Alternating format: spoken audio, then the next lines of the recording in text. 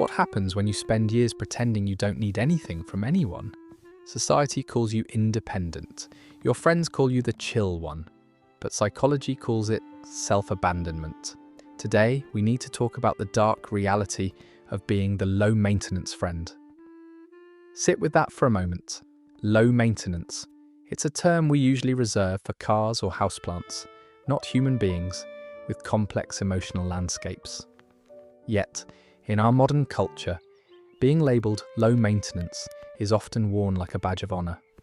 You are the friend everyone can count on, the partner who never creates drama, the employee who never complains. You are easy. You pride yourself on your ability to go with the flow. Your favourite phrase is likely, "I don't care, whatever you want." When a group is deciding where to eat, you genuinely feel fine with any choice. When someone cancels plans on you at the last minute, you shrug it off. You believe you're simply being chill. You believe this adaptability makes you easy to love. But as a psychologist, when I hear someone describe themselves as completely low maintenance, I don't see a state of enlightened peace. I see a warning sign. I see a sophisticated, psychological defense mechanism that likely started a long time ago. Let's look at the behavior behind the label.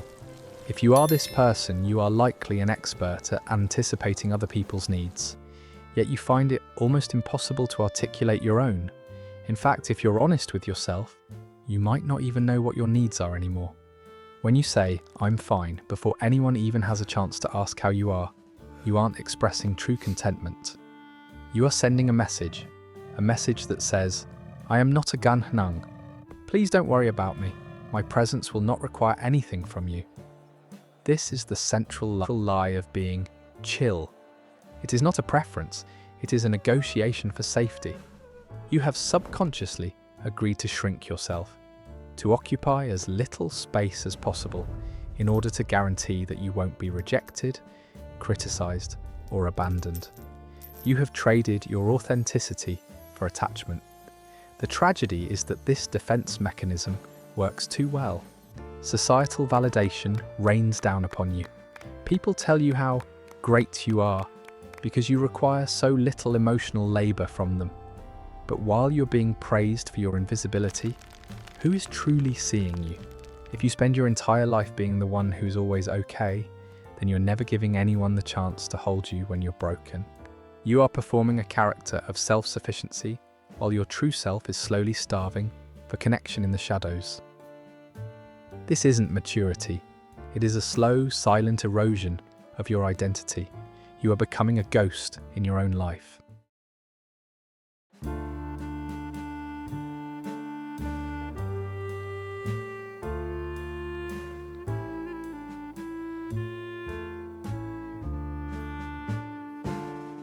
Let's do a quick mental experiment. Imagine you're sitting on the couch, wrapped in a blanket, and your partner or friend gets up to go to the kitchen. You are incredibly thirsty. All you have to do is say, "Hey, could you grab me a glass of water while you're up?" But you don't. You pause. You feel a tiny spike of anxiety in your chest. You think, "I don't want to bother them," or "I'll just get it myself later." Why is it that asking for something as simple as tap water feels infinitely harder than just doing it yourself? Or worse, just sitting there staying thirsty? This isn't about the water. This is about a deeply ingrained, toxic psychological equation that governs your entire life. In your mind, the formula goes like this: fewer needs equals less rejection. It is a mathematical certainty you rely on to navigate relationships. If your expectations are at zero, the disappointment will also be zero. At some point in your life, you convinced yourself that if you don't ask for anything, no one can ever let you down. If you don't need anyone, nobody can hold their support over your head. If you remain entirely self-sufficient, you are safe from the crushing weight of abandonment. But here is the devastating cost of that safety. When you spend years, sometimes decades, constantly adapting to the people around you, suppressing your own desires to make sure the peace is kept, your brain literally rewires itself. Think of your internal desires like a check engine light on a dashboard. If the light flashes and you ignore it day after day, year after year, eventually the system stops sending the signal. Your brain is incredibly efficient. It realizes, oh, we don't listen to the what I want voice anymore. Let's shut that circuit down to save energy. You stop feeling a strong pull toward your favorite things. You stop having firm opinions. You stop noticing when people cross your boundaries because you've erased the boundaries entirely.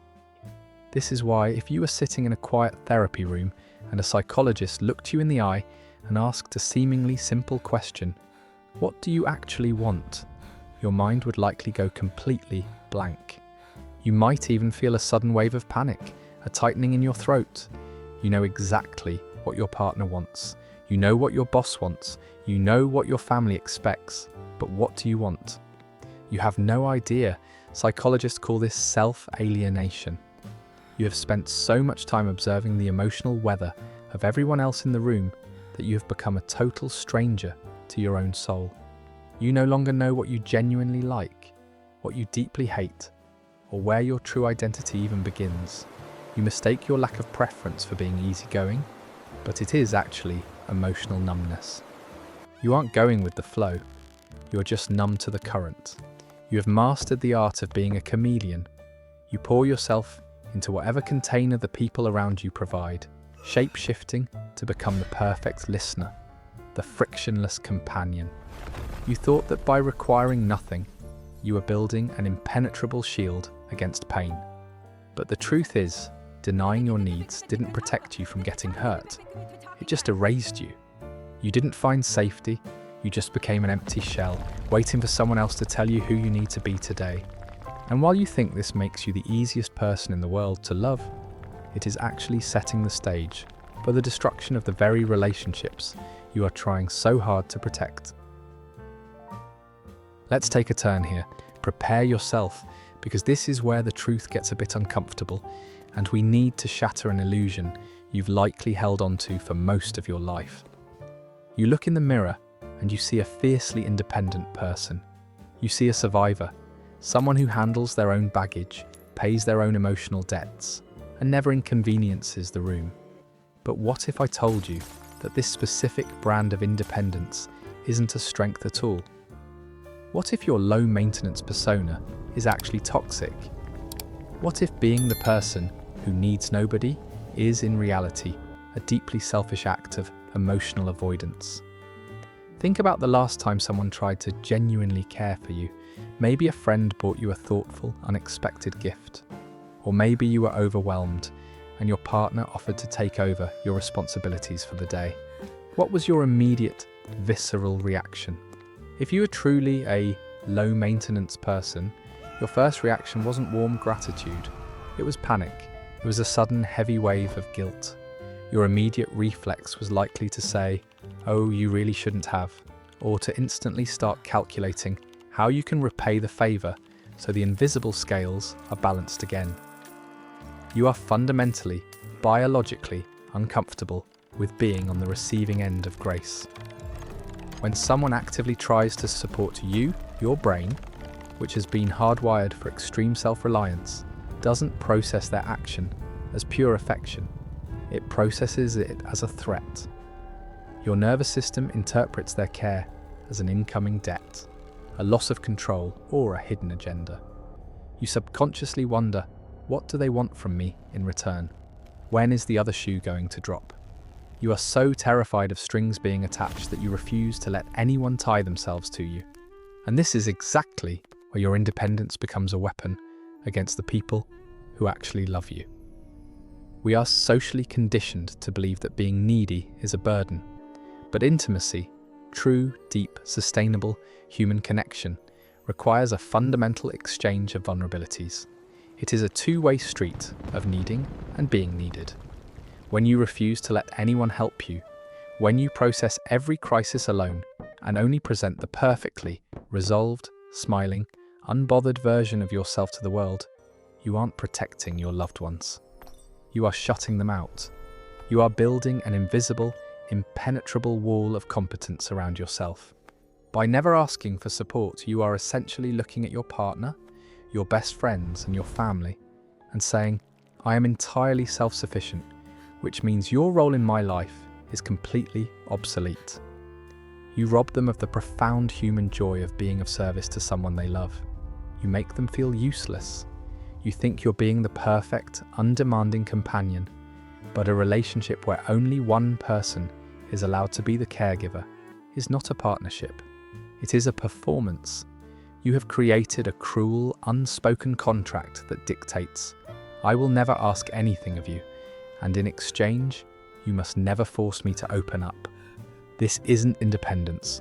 This is the avoidant attachment style dressed up in a socially acceptable disguise. By never allowing yourself to need anyone, you are pushing the people who love you away in the most polite way possible. You are starving your relationships of the friction, the messiness, and the mutual reliance that actually binds two human beings together. And the darkest irony of it all, when those people eventually pull away because they feel a cold disconnect from you, you will use their departure as undeniable proof that you were right all along, that the only person you can ever truly rely on is yourself.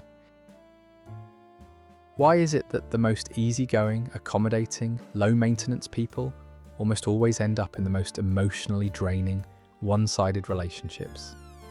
If you look at your dating history or your closest friendships, you might notice a painful pattern. You tend to attract people who take up a massive amount of space, people who are loud about their needs, chaotic, demanding, or quite frankly, highly narcissistic. And you probably sit awake at night asking yourself, why do I keep having such bad luck with people? Why do I always end up feeling used? I need you to hear this, and it might sting. It is not bad luck. It is design. Your lack of boundaries is a lighthouse for people who have no intention of respecting them. When you enter a relationship with the core philosophy of, I don't need much, I just want you to be happy, a healthy person might feel a bit confused, or they will actively encourage you to open up. But a highly self-centered person, and they hear a jackpot. They hear an open invitation to take everything without ever having to give anything back. In the beginning, they will praise you for it. They will tell you, you are so amazing, you are so chill. My ex was crazy and demanding, but you are so easy. And because you desperately want to be loved, you take so easy as a beautiful compliment. But easy just means you offer zero resistance when they repeatedly prioritize themselves over you.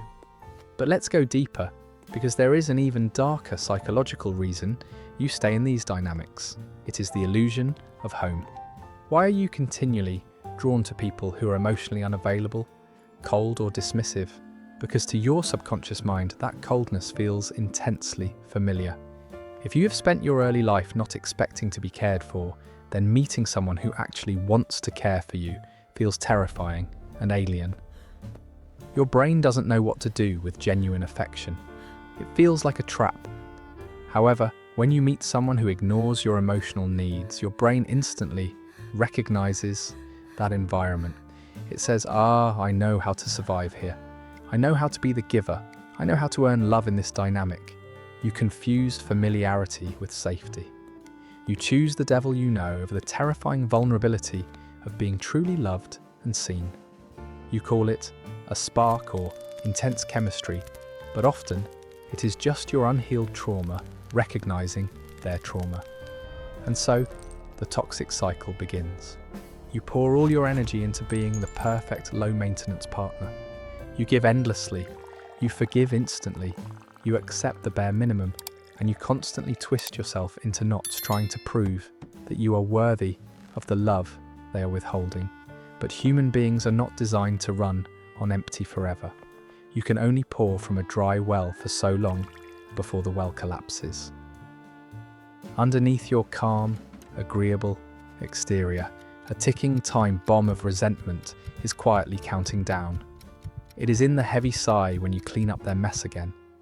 It is the quiet, swallowing bitterness you feel on your birthday when they put in zero effort, even though you told them, let's not do anything big. You give and give, waiting for the day they will finally notice your quiet sacrifices, read your mind and reciprocate, but they won't. Because you trained them from day one that they didn't have to. Eventually, the resentment breaks you. You reach a point of absolute emotional exhaustion, you completely shut down, or you walk away, completely shattered in silence. And the most tragic part, when you finally collapse, the person you bent over backwards for will look at you with genuine confusion and say, "I don't understand what happened. I thought you were fine. You never said anything was wrong." You are not cursed with bad relationships. You are subconsciously choosing partners who do not meet your needs because deep down in a place you refuse to look, you still believe you don't deserve to have those needs met. The child inside of you was never actually good. They were just holding their breath to survive. Take a deep breath and let that sink in for a moment. Because to truly heal from this, we have to travel back to where this blueprint was originally drawn. Nobody enters this world wanting to be invisible. When a baby is hungry, they cry. When a toddler is scared, they scream for attention. It is a biological imperative to demand that your needs are met. So what happened to you? You didn't magically outgrow your human needs. You were simply trained out of them. If you are a fiercely low-maintenance adult, it is almost a psychological guarantee that you were raised in an environment that taught you a very cruel lesson. Your emotions are an inconvenience. Think back to the messages you absorbed growing up. Maybe you heard things like, "Stop crying, you're too sensitive," or "Don't be so dramatic." Maybe you were told, "Deal with it, big kids don't need help." Or you simply watched your parents struggle with their own overwhelming stress, and you silently decided, "I can't add to their plate."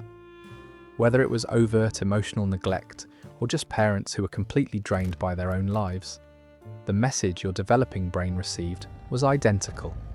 If I express a need, I become a burden. And if I am a burden, I might lose their love. So you did what any brilliant, desperate child would do. You adapted. You learned the tragic art of disappearing. You started playing by yourself. You learned to soothe your own anxiety. When you fell down, you stopped crying out for someone to pick you up. You learned to swallow your tears and process your pain in the absolute isolation of your own bedroom. And the most heartbreaking part of this entire process? The adults in your life looked at your isolation and praised it. They looked at a child who was terrified to take up space and said, "Wow, what a good kid. So mature for their age, so easy to raise."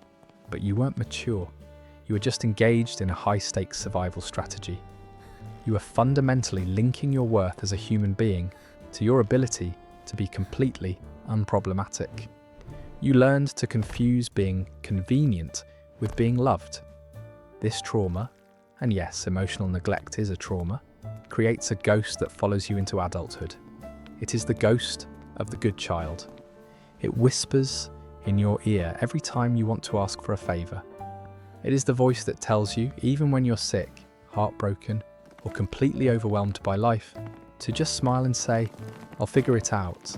It convinces you that the moment you become heavy to hold, everyone will drop you. You need to recognize that the affection you received back then wasn't unconditional love.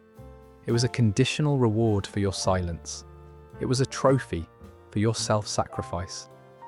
You are a low-maintenance adult today for one simple, devastating reason. The people who were supposed to actively maintain your emotional world when you were little simply did not do it.